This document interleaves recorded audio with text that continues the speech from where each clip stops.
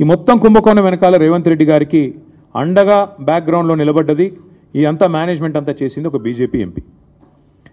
ఆ BJP MP గారికి ఈయన కూడా కొంత అనుచితమైన లబ్ధి చేకూరుస్తున్నారు రాష్ట్ర ప్రభుత్వం ద్వారా. ఎందుకంటే ఇక క్విడ్ ప్రోకో కదా, నేను ఇది చేస్తాను నాకు అది చేయాలి, అది జరుగుతూ ఉంది ఇప్పుడు. ఇక ఇప్పటికిప్పుడు నేను దొంగ చేతికి తాళాలు ఇవ్వను, ఎంపీ గారి పేరు కూడా నేను బయట పెడతాను, నెక్స్ట్ ఎపిసోడ్లో బయట పెడతాను.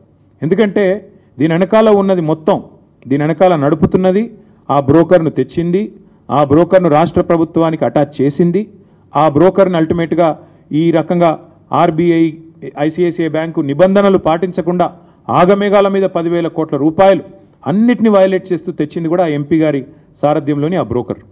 ఎందుకంటే అంత స్ట్రాంగ్ బ్యాకింగ్ ఉంటేనే యూనియన్ గవర్నమెంట్ది ఇంత వేగంగా డబ్బులు వస్తాయి. లేకపోతే 10 రూపాయలు పుట్టాలన్న సామాన్యుడికి దేశంలో 10 రూపాయలు బ్యాంకు నుంచి రావాలంటే 10 క్వశ్చన్లు కాదు 100 క్వశ్చన్లు అడుగుతారు.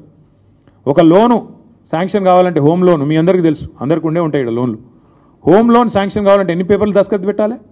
అట్లాంటిది 10,000 కోట్లు నీది కాని భూమికి కూడా ఇచ్చినవాడు నేరస్తుడా కాదా?